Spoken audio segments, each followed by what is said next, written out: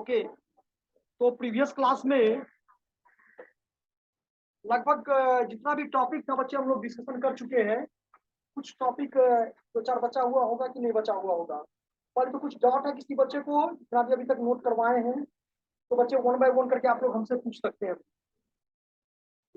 कोई ऐसा टॉपिक जो हम आपको नोटबुक में लिखवाए हैं, घर पे जाके आप पढ़े होंगे और उसके बावजूद भी आपको समझ में नहीं आया है, तो प्लीज आप लोग बच्चे वन बाय वन करके हमसे पूछ सकते हैं, उसके बाद हम आगे बढ़ेंगे।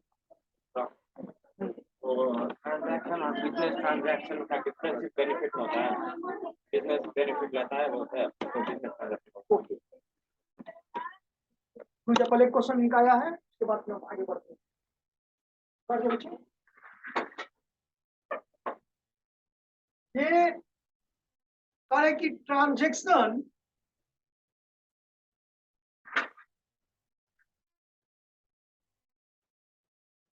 देखो, ट्रांजैक्शन ऊपर करते हैं।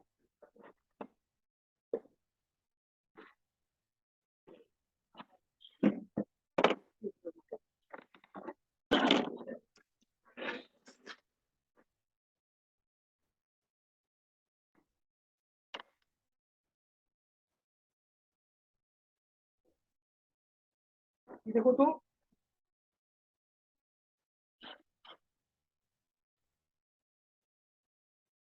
दिखाई दे रहा है इतना ऊपर, ट्रांजैक्शन, ठीक है। और सेकेंड पॉइंट ये करें कि बिजनेस ट्रांजैक्शन।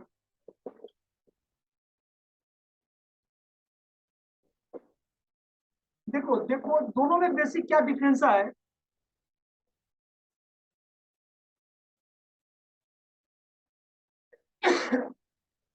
सॉरी, दोनों में बेसिक डिफरेंस क्या है। तो ट्रांजैक्शन, इसमें कोई स्वार्थ नहीं है, दोनों चीज हो सकता है इसमें, लेकिन इसमें तो खुलेआम है।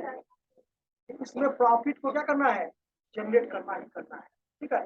तो प्रॉफिट जनरेट करने के ऑब्जेक्ट से जब दो या दो से अधिक व्यक्तियों के बीच में किसी वस्तु का, संपत्ति का, रुपया पैसा का गिव एंड टेक है ना, एक्सचेंजेस होता है ना, तो उसको हम लोग क्या कहते हैं, बिजनेस ट्रांजेक्शन। लेकिन ये तो नॉर्मली ट्रांजेक्शन तो किसी के साथ कर सकते हैं, लेकिन इसमें ट्रांजेक्शन की जरूरी नहीं कि बिजनेस ट्रांजेक्शन ही हो, ठीक है। ये नॉन बिजनेस ट्रांजेक्शन भी हो सकता है। होता क्या है कि जैसे एक माँ के द्वारा घर में बच्चों की देखभाल करना, लेकिन वही माँ जब किसी दूसरे घर में जाके काम करती है, सेवा दोनों जगह बराबर है। मान लो तो घर में भी बच्चे को खाना खिलाती है, बना के खिलाती है, दूसरे के घर में जाके भी खाना बनाती है। लेकिन अंतर क्या है कि ये एक बिजनेस ट्रांजेक्शन हो जाएगा, प्रोफेशन है वो, कि दूसरे घर में जाके काम करना मतलब वहां पर पैसा जनरेट करना मोटिव है। लेकिन यहाँ जो घर का अपने फैमिली मेंबर का खाना बनाती है, यहाँ पैसा जनरेट करना मोटिव ट्रांजेक्शन तो है। तो एक हो गया बिजनेस ट्रांजेक्शन। अच्छा, डॉक्टर के द्वारा एक अपने क्लाइंट को देखना, ठीक है, वो एक क्या हो, प्रोफेशन हो गया, ठीक है। लेकिन वही डॉक्टर जब अपने घर में अपने बच्चे को देखते होंगे, ऐसा थोड़ा है कि हम डॉक्टर हैं तो हम बच्चे को दूसरी जगह दिखाने के लिए चले जाएंगे, ठीक है। जब तक मेरे बस में होगा तो हम तो अपने खुद ट्रीट करेंगे ना। तो ये हो गया ट्रांजेक्शन, ठीक है। लेकिन अच्छा, एक टीचर के द्वारा आपको भी पढ़ा रहे हैं, घर में बेटी को पढ़ाते हैं, सारा दुनिया को पढ़ा देते हैं, लेकिन ठीक है, लेकिन घर में अपने बच्चों को नहीं पढ़ा पाते।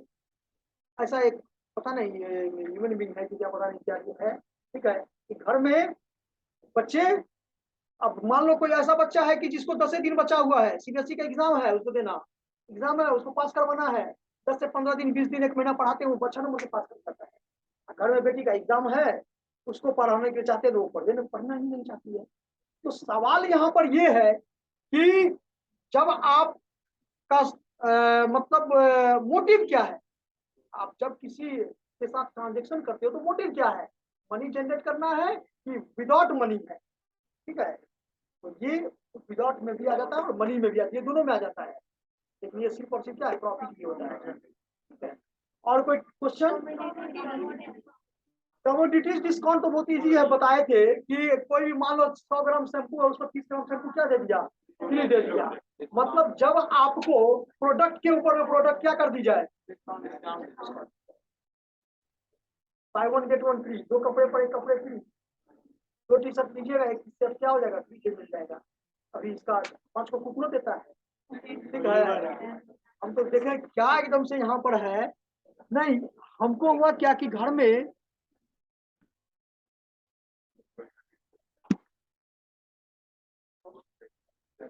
आगे बोलिए, business entity, what do you mean by business entity? नहीं ना,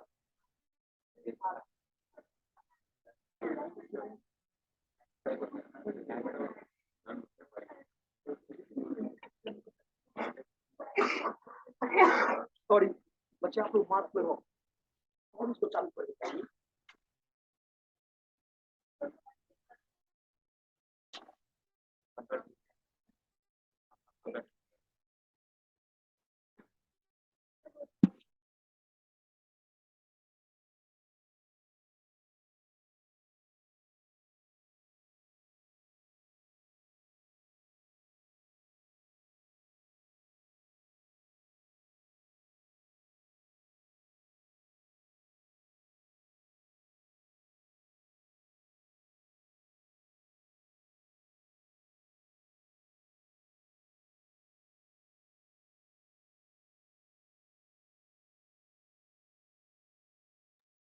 हाँ, फिक्टिशियस एसेट्स किसका था? हाँ, फिक्टिशियस एसेट्स बताए थे कि ये ऐसा एसेट्स होता है जिसको each and every accounting year में अपने प्रॉफिट से क्या करना है, उसको डिक्रीज करना है, यानी उसको क्लोज करना है। जैसे मान लो बिजनेस में 10,000 रुपया लॉस हो गया, अब बिजनेस की कैपेसिटी ये नहीं है कि इसको एक ही बार क्या किया जाए, कंप्लीट कर दिया जाए, क्लोज कर दिया जाए, ठीक है। लेकिन ये हो सकता है कि उसको 10 साल में, तो ऐसा है कि 10,000 रुपया हो गया और 10 साल में इसको क्लोज करना है, इसका मतलब है 1 साल में कितना जाता है, बाकी रिमेनिंग तो 9,000 रुपया बच ही नहीं गया 9 साल का जी। It is called fictitious assets. Remaining part जो बचता है, जो रेस्ट बच जाता है, ठीक है, उसी को हम लोग कैटेगरी रखते हैं। ओके, देखो बिजनेस एंटिटी, हाँ बोलो,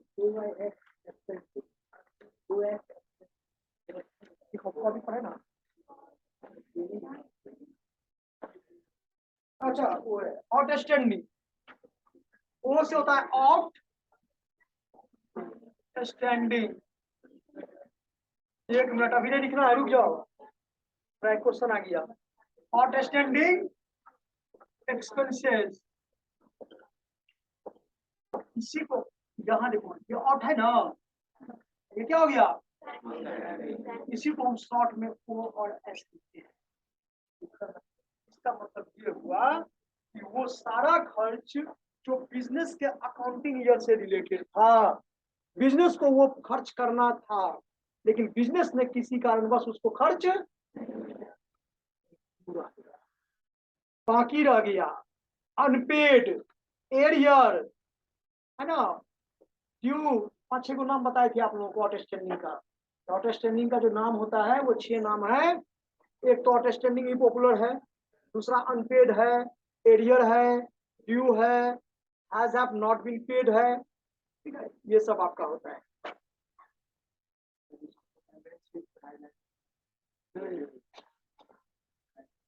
बैलेंस शीट करना ही पड़ेगा ना, सबसे पहले इसी को पेमेंट करना है। ओके नेक्स्ट बोलो, और कोई दिक्कत? देखो आप लोगों का क्लास रेगुलर कुछ बच्चे का नहीं रहता है, ठीक है, और ये तो हम क्लियर बता दिए हैं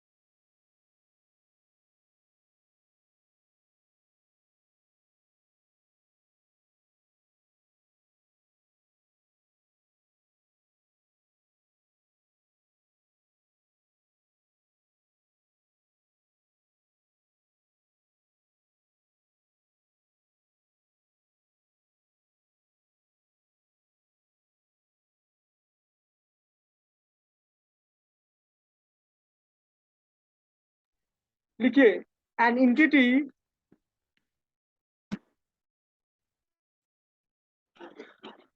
is any person or group of person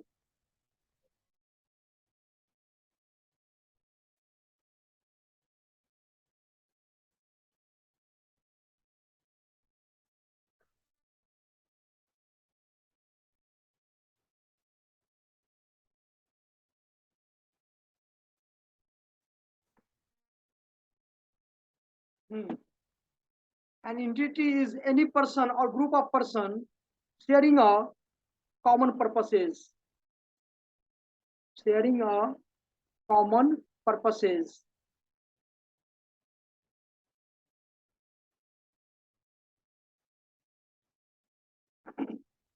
For example, a manufacturer,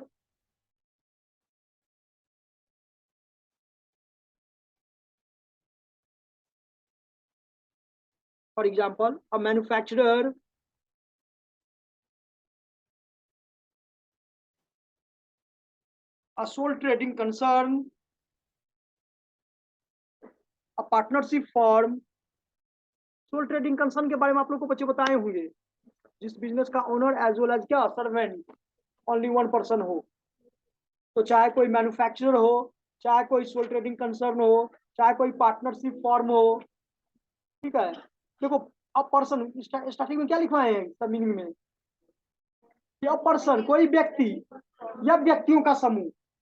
तो व्यक्ति का मतलब क्या हुआ, अगर अकेला, तो अकेला मतलब सोल ट्रेडिंग कंसर्न हो गया वो, ठीक है। लिखो और आगे, a customer, a government, etc. Customer,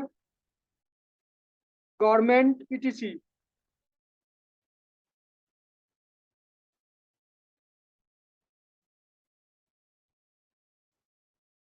समझ में आ गया। एंटिटी सभी का कोई ना कोई उद्देश्य है, एक पर्पस है, ठीक है। आगे लिखो, business entity. Business entity,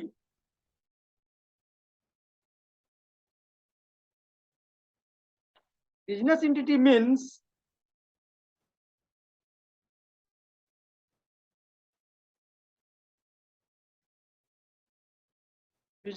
means a specific identifiable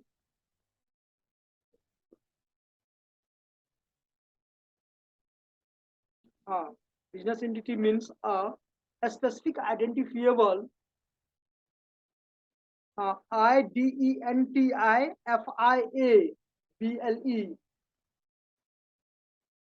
identifiable business enterprise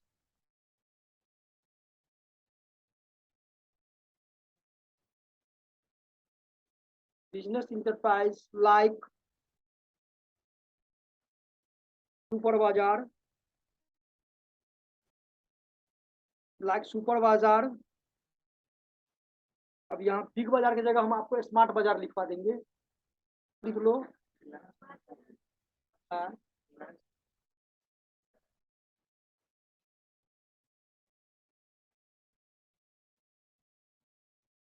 BSNL,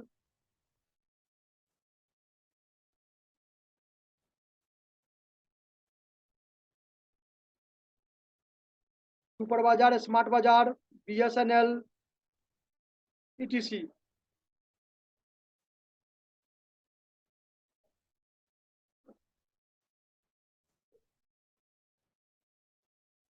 equity, equity कोई पूछ दे इक्विटी का मतलब क्या होता है, नहीं, इक्विटी मतलब सिर्फ शेयर नहीं होता है।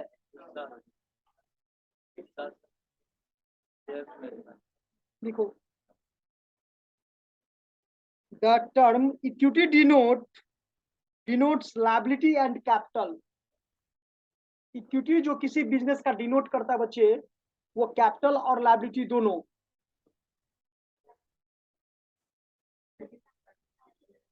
The term equity denotes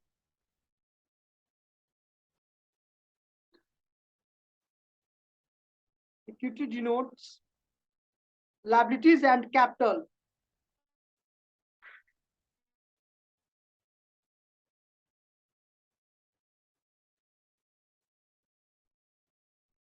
It is of two types.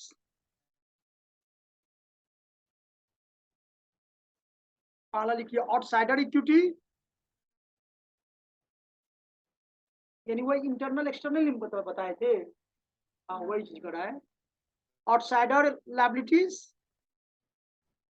Sorry outsider equity and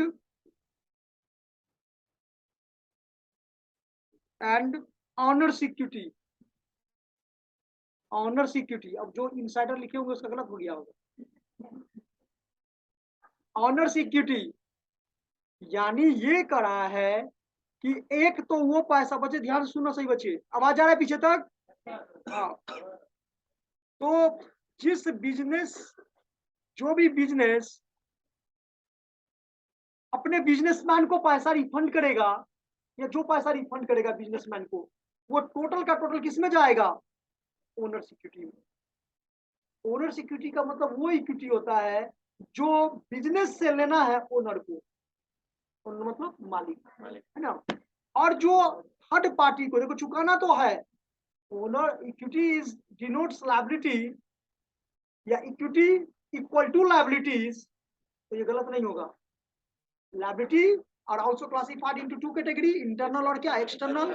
तो चाहे इंटरनल हो या चाहे एक्सटर्नल हो, दोनों में तो चुकाना ही है, ठीक है। तो वही चीज यहाँ पर भी आपको आउटसाइडर मतलब थर्ड पार्टी है, उसको भी चुकाना है। बिजनेसमैन है, उसको भी क्या करना है? चुकाना है। तो there are two types of equity, owner security. Owner security denotes मतलब क्या? All liabilities paid by the business to the क्या?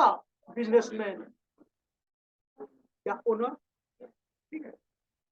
चलो आगे लिख लो। Outsider equity and owner security लिख ली। देखो आउटसाइडर इक्विटी और external equity is nothing,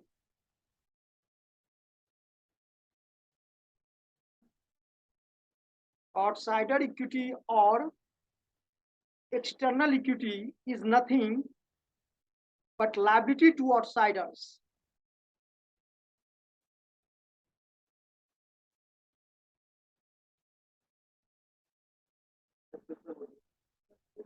Outsider equity or external equity is nothing but liability to outsiders.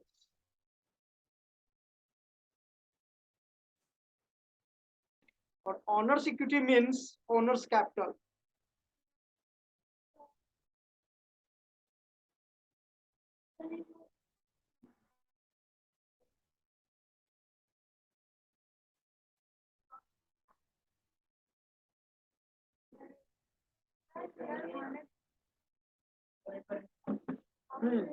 Owner's equity means owner's capital.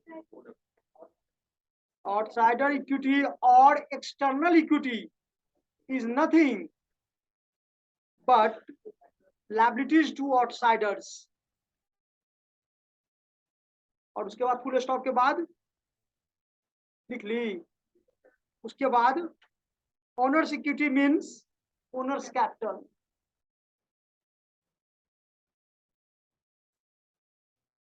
आ गया समझ में? कोई बच्चे है जिसको सेंटेंस नहीं समझ में आया हो?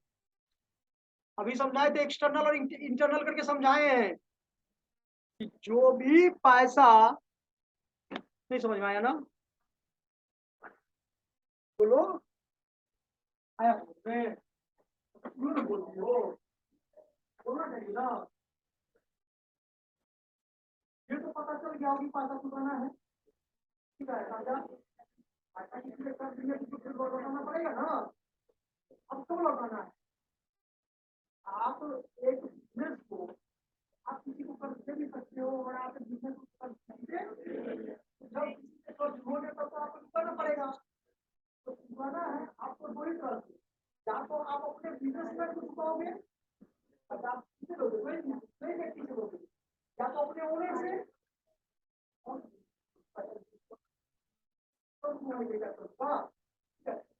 वो अमाउंट जो बिजनेसमैन को क्या करेगा? रिफंड करेगा, वो आएगा। और जो पैसा बाहर से लेकर के बिजनेस में खर्च किया, वो बैंक से लोगे,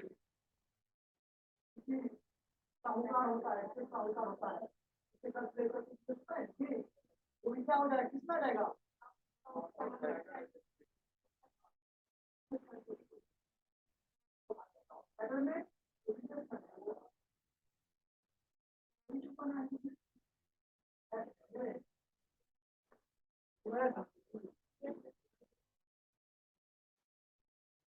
तो क्लास नहीं रेगुलर करोगी तो भी दिक्कत है, क्लास रेगुलर करना है।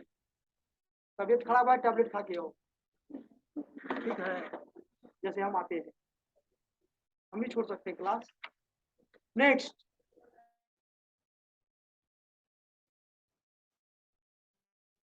कैडेट्स बता दिए हैं, cadets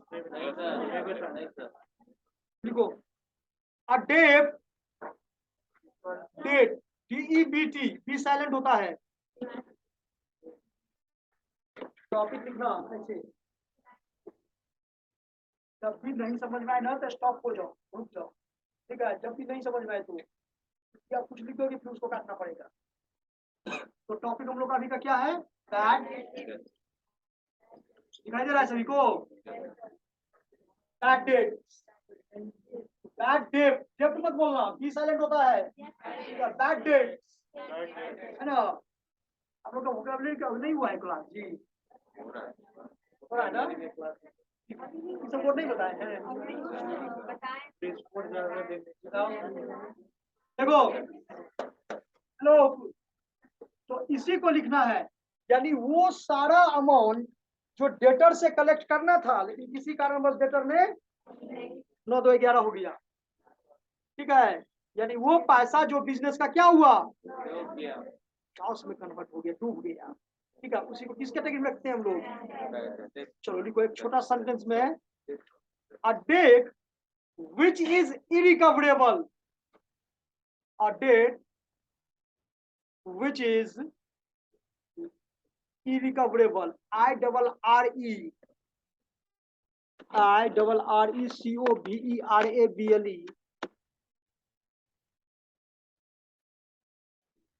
a debt which is irrecoverable is called bad debt.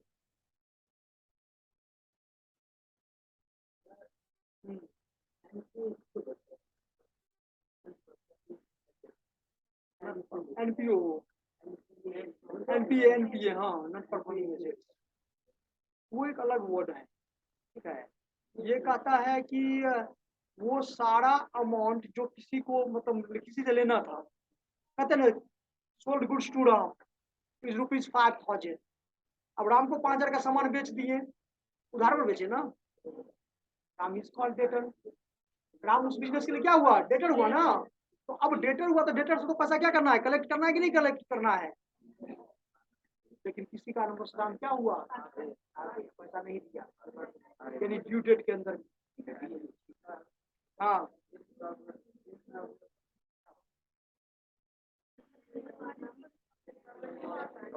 वसूल करना मतलब समझते हैं, रिकवरेबल समझते हैं, रिकवरेबल, एबल जो आ गया ना वर्ड, ABLE, जैसे बिल रिसीवेबल, बिल्स पेबल, ये जो एबल वर्ड आ जाता है लास्ट में, इसका मतलब है टोटल धन जो लेना है या टोटल धन जो देना है, समझ गए? तो टोटल पैसा जो डेटर से मुझे रियलाइज करना था, इसको हम इस तरह से भी लिख सकते हैं कि bad debts amount not realized from the debtor is called bad debt. Bad debts का मतलब क्या, कि डेटर से जो पैसा हम वसूल नहीं कर पाए, तो यहाँ पर इरिकवरेबल वर्ड लिखा हुआ है, आप यहाँ पर अनरियलाइज्ड भी लिख सकते हैं, क्या बहुत सारा इसका मीनिंग है, ठीक है। चलिए नेक्स्ट लिखिए, doubtful dates,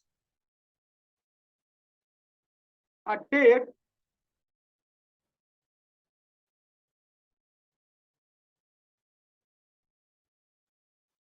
a debt whose recovery is doubtful,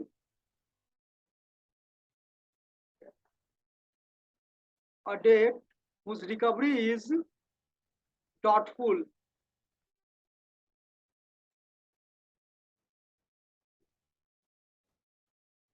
a debt whose recovery is मुझे पता है सैटरडे को बच्चा कुछ आएंगे भी या बच्चा कुछ नहीं भी आएंगे, ठीक है।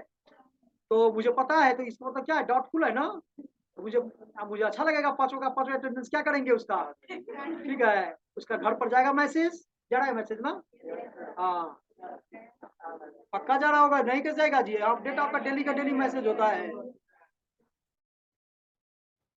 ये याद रखना, क्योंकि होता क्या है कि सिर्फ आप ही जज करो, ये तो उचित नहीं ना है। पर डे आप ही लोग जज करो, या पर डे आप ही राइट बने कि सर जो क्वेश्चन पूछेंगे सर उस क्वेश्चन का जवाब क्या करेंगे, देंगे, समझाएंगे। मेरा भी तो किसी दिन आना चाहिए, ताकि हम आपसे क्वेश्चन पूछे तो आप ये क्या करें, बात समझ रहे हैं।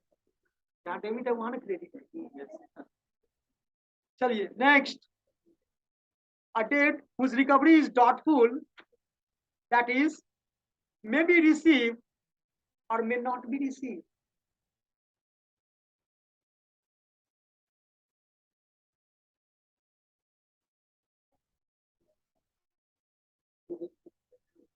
समझ में आया जी, that may be received। अब इससे इजी लैंग्वेज क्या होगा, ये भी पता है कि पैसा आ भी सकता है और पैसा नहीं आ सकता है, ठीक है। तो इज कॉल्ड क्या, doubtful debt, is called doubtful debt. That वो विक्टी से लिया है। डेट That's- डेट नहीं, वो डी word- विच word- है, word का pronunciation विक्टी से लिया है। नहीं कर्ज, डेट मतलब कर्ज होता है, वो देख सकता है। तो डेट होता है। चलिए नेक्स्ट, नेक्स्ट लिखेंगे बच्चे,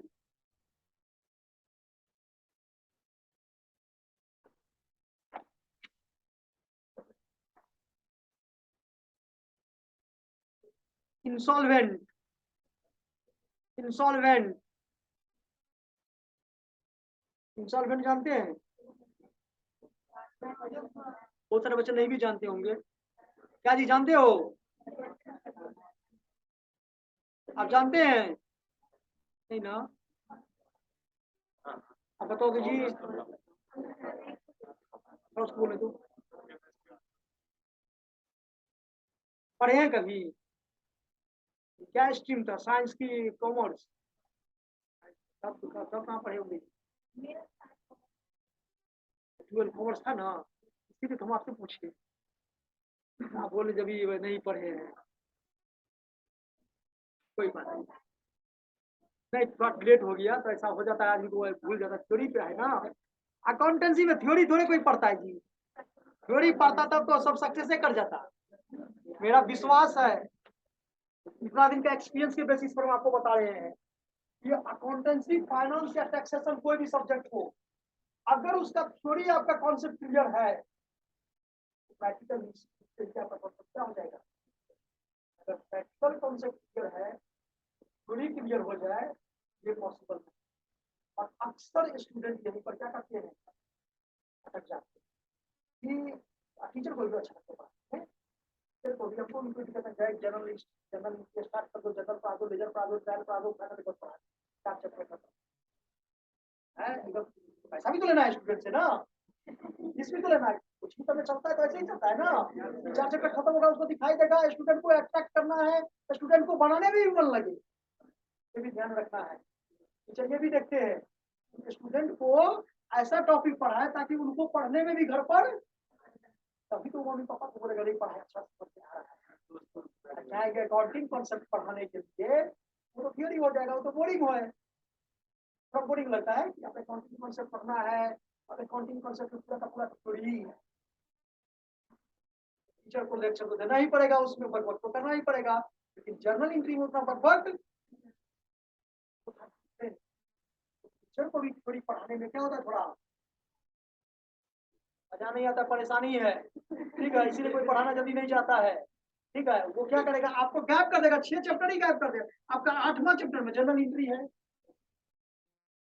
क्या बहुत सारे राइटर को देखोगे तो 6 चैप्टर में जाकर के जनरल एंट्री है। अब बताओ राइटर इतना बुर्बक करे कि जनरल एंट्री अगर ऐसा रहता तो फर्स्ट चैप्टर में दे देते,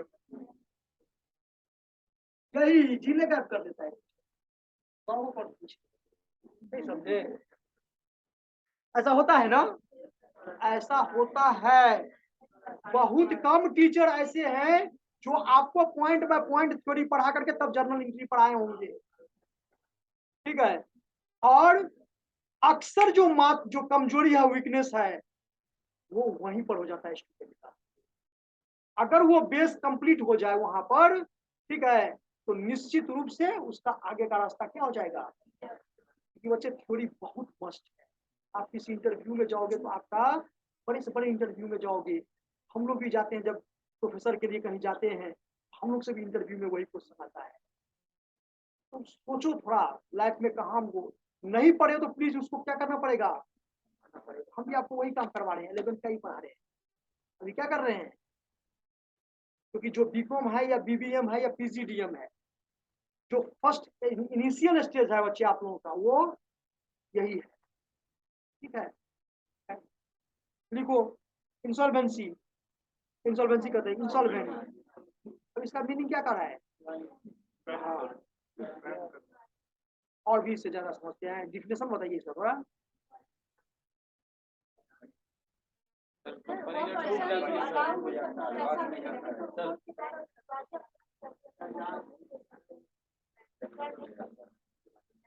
ये तो आप टाइप्स बता दीजिए। देखो होता क्या है कि जो बिजनेस, ध्यान सुनना, जो बिजनेस अपने लायबिलिटी को पेमेंट करने में कैपेबल नहीं है, सिंपल, यस या नो, तो उस बिजनेस को क्या कहा जाएगा, इंसॉल्वेंट। और जो कैपेबल है वो सॉल्व होगा। जरूरत क्लियर है, थोड़ा एक लाइन लिख लो।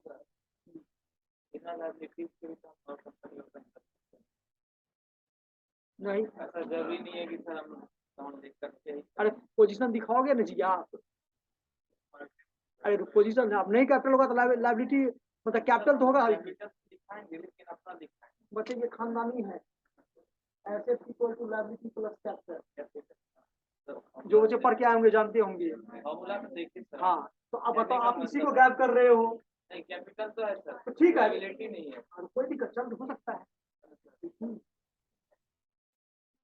हो सकता है 100 रुपया ये भी है, 100 रुपया ये भी है, तो बराबर हो जाएगा, बराबर तो करना ही है। लिखो, an insolvent is one whose property, an insolvent is one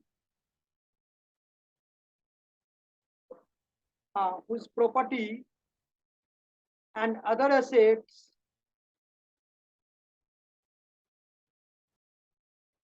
an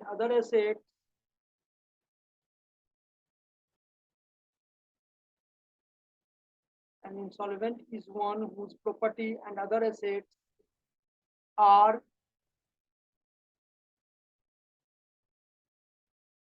insufficient to pay, are insufficient to pay all his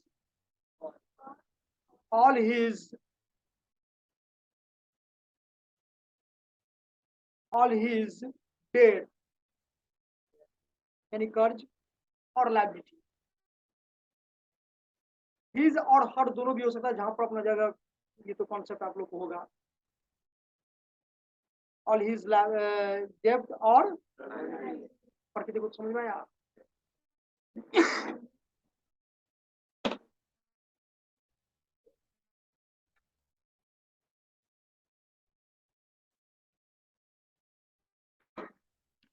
voucher बता दिए हैं, देखो वाउचर,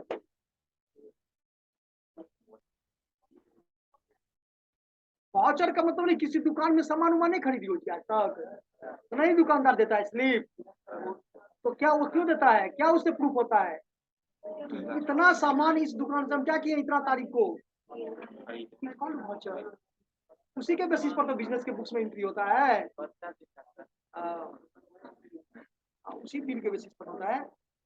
वाउचर अलग होता है, भी होता है वो वाउचर गिफ्ट वाउचर में, चलो लिखो, a retained document in support of a business transaction,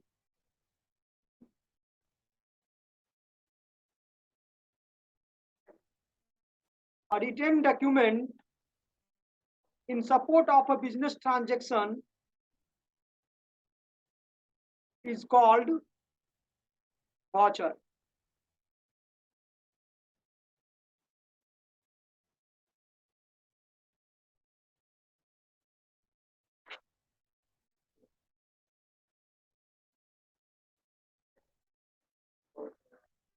चलो लिखो एंट्री।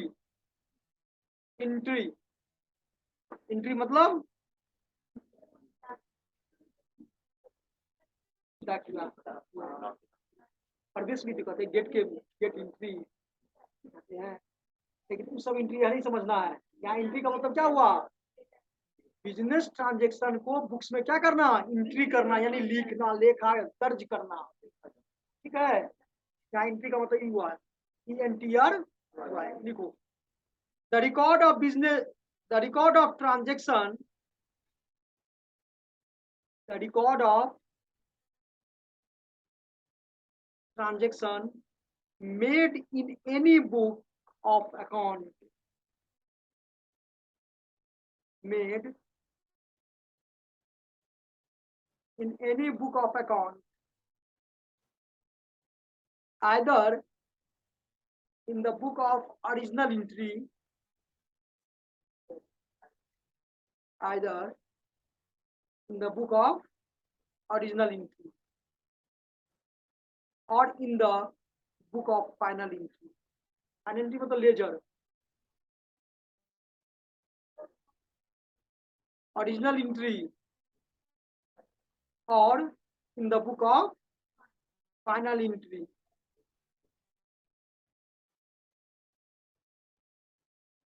ओरिजिनल एंट्री यहाँ पर जर्नल एंट्री हुआ और फाइनल जो लिख रहा है वो लेजर हुआ। ठीक है, is called an entry. Table receivable word समझा दिए थे।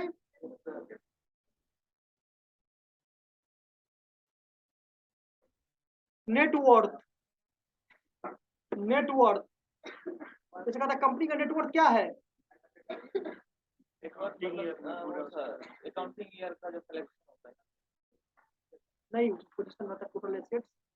नेटवर्थ का मतलब लिखो, net worth denotes total value of assets, net worth denotes total value of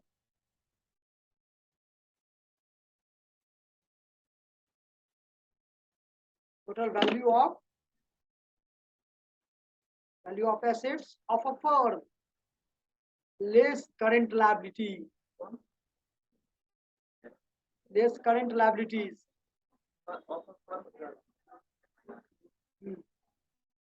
FIRM, less current liabilities, debt capital, current liabilities, debt capital, and any long-term loan and provision.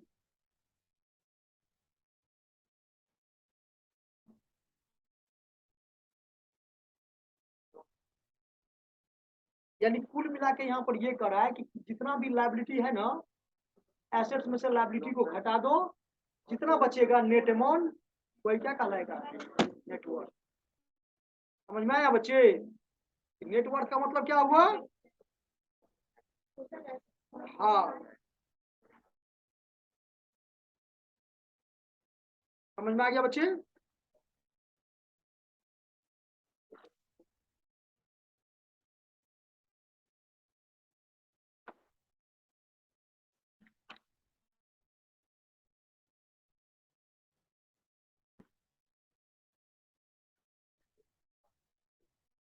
Okay बच्चे, thank you all of you.